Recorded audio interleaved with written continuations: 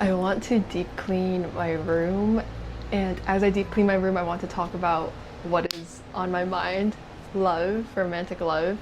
The reason why this is on my mind and the reason why my room is so messy is because my partner just came over for a surprise visit. My past weekend was so full of love and connection, so heart nourishing, and I just feel so blessed. So while on that note, I just want to casually talk about some things that I have learned about romantic partnership. Yeah, as I clean my room, because cleaning my room is a priority right now.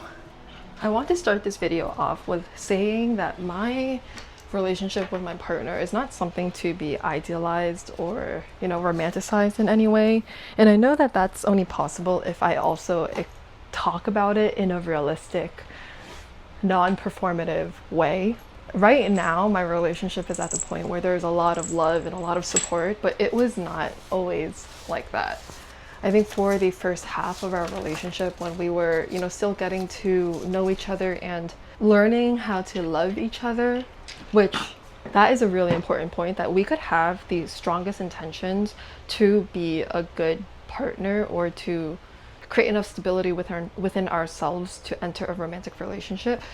That's one thing, but learning how to actually love the person that you're in a relationship with is a whole other ball game. The reason why it's so hard is because I feel like before we enter into, a romantic relationship, there's a lot of hope and romanticization of what love could be for us, of how it could serve us. And when our culture talks about love, like society or social media, what we mostly hear is the standards that we should hold for others and what we should look for in others, which is great because when we constantly enter into unfulfilling or toxic relationships, having those standards, knowing what we want in relationships is so important, because with that clarity, we won't make the same mistakes. But no one told me, I had to learn the hard way, that actually so much of a relationship is also learning how to be a good partner ourselves. It's like, because the focus is so much on what we're looking for in the other person, we don't really think about how we want to show up as a teammate, like as a best friend. And a little mantra that me and my partner, we started telling each other is, hey, best friend, that I treat like my best friend. It's like a reminder that you are my best friend, and it's not through only a label of, yeah, like best friend. We could say anything is like the love of our lives, or like someone who's really important to us. We could put a label on anything.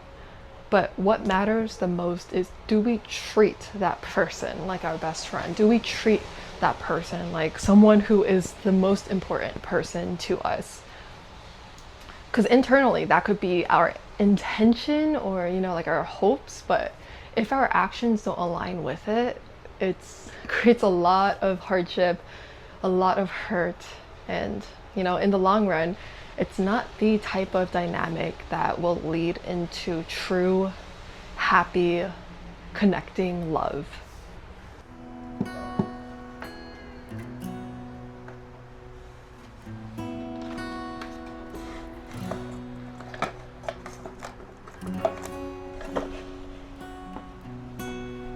So the super humbling lesson that I learned in my relationship is how to not put myself on this pedestal and learn how to put my partner equally to me, because that is one of the hardest things to do, to take off the self-importance in this collaborative relationship. That I can't be happy, my relationship can't be happy, we can't thrive as a couple if one of us is believing that our needs are more important or more urgent, more pressing than the others. That both of our internal yearnings for the relationship is just as valid.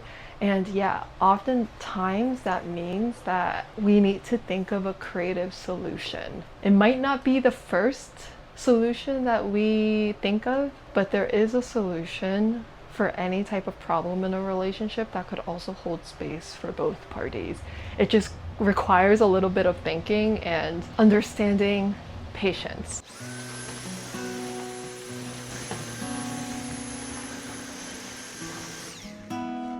I personally think that the deepest form of love is change. Some might disagree with me, some might say that it's presence, some might say it's acceptance. To me, and what I learned in my relationship and how I operate as a partner, I can say that for myself that the deepest form of love is change.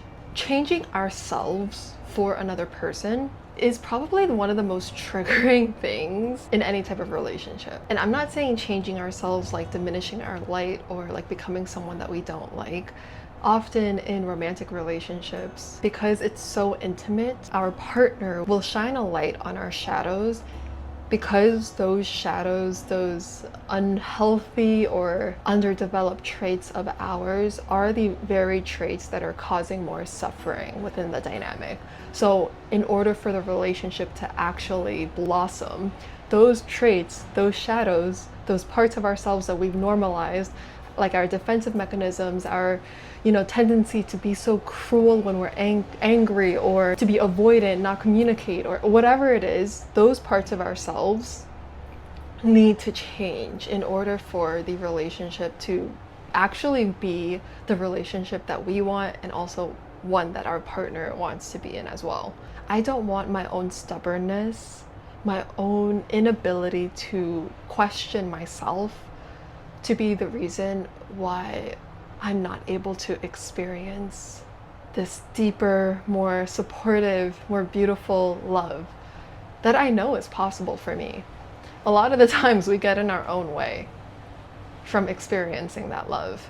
Change is so important in relationships. So how do we ask for change in a way that doesn't cause the other person to feel like they're being judged, like they're being criticized? I think I'm learning that always assuming that the other person, that my partner has the best intentions and that they genuinely don't know better, or that they just forgot in that moment, or, just assuming that they do have good intentions and not approaching the conversation about change with this underlying emotion of shame and like, how could you? And, this is unacceptable. When we drop that and we actually enter the conversation with this pause of, I know you had good intent, so let's talk about it. I know that you love me. I know that you care. I know XYZ. Let's talk about the underlying emotions, like the fear, the insecurity that is causing us to show up in ways that is negatively affecting the other person.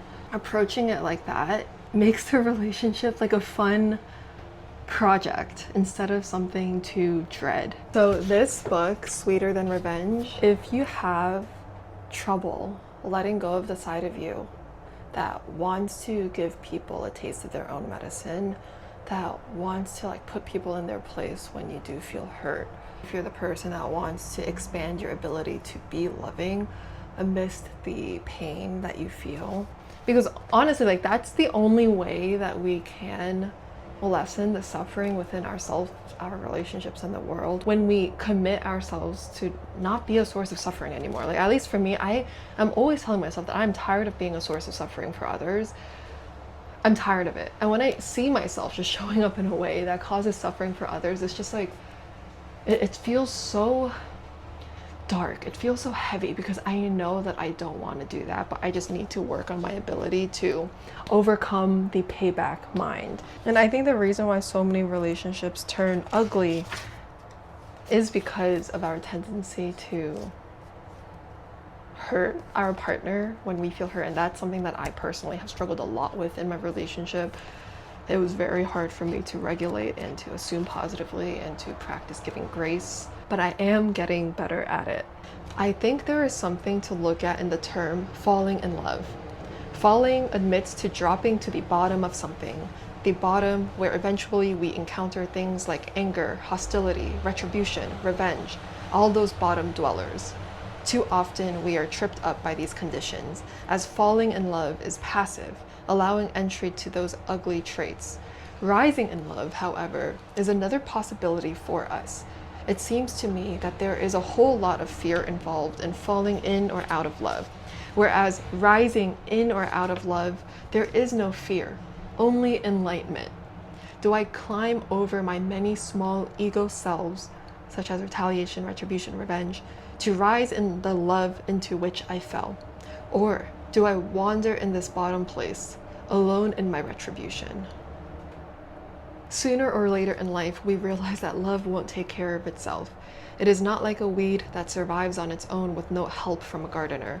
It is like an orchid that requires skilled and attentive care. Like flowers, children, and democracy, love requires conscious and continuous tending. Partners or friends who don't stay vigilant in cultivating their garden of ongoing, caring, and committed connection soon see it overgrown or gone altogether. When partners spend time caretaking a relationship, love matures, blooms, and thrives. It takes moving from payback to love back every time. This is a card that I picked up at a stationery store because I thought that it was so cute, and when I saw this card, I immediately saw me and my partner. This is the type of love that I want to maintain in my relationship, and it's going to require a lot from me, from him, because rising in love takes conscious awareness and effort. To rely on the first few months of ecstasy and the honeymoon phase to keep the love going in a relationship is unreliable. And honestly, that first chapter of a relationship where it's all giddy and like everything's perfect is not the true representation of that relationship going forward. What is a true reflection of that relationship is how both parties choose to show up during the good times and also the hard times. Something that my partner said is, I don't want us to be a good weather couple, a couple that is only strong and secure when the weather is sunny, that even through storms, we want to be able to cultivate a dynamic, a true friendship, a true camaraderie with each other, to be able to hold the house down and find ways to love each other more through that. Our society does not teach us how to be a good partner. It only teaches us really how to look out for ourselves and ourselves only. I'm going to finish cleaning my room off camera because I am realizing that it's a little bit distracting trying to clean and film at the same time. But yeah, I hope that this video and everything that I shared, all the recommendation of this book and my sharing of my personal experiences of my partnership, give you guys more insight / clarity on how to navigate the terrain of love in your personal lives. What I shared is not the universal truth, it's just my truth. I know for me that I want my relationship to feel beautiful, healthy, like a safe haven, a sanctuary. And so much of that has been about letting go of my own toxic ways of causing suffering into my relationship. So yeah, thanks for being here, and I'll see you soon.